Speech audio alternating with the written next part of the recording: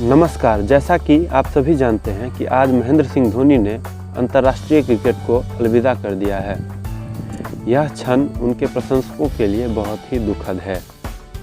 Cricket के उस जाबाज को समर्पित एक कविता लेकर मैं आज आप सबों के सामने उपस्थित हुआ हूँ।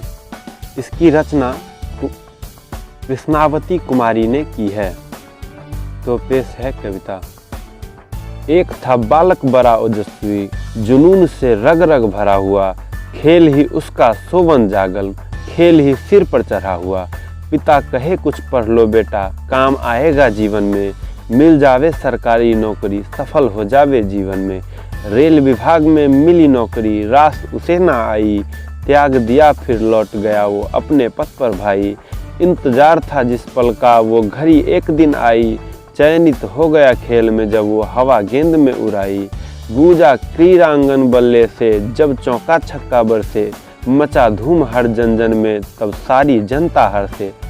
जब उतर जाए बल्ला ले पीच, मचे खलबली प्रतिद्वंदी बीच, उसकी चुप्पी कुछ कह जाए, कभी खेल में ना घबराए।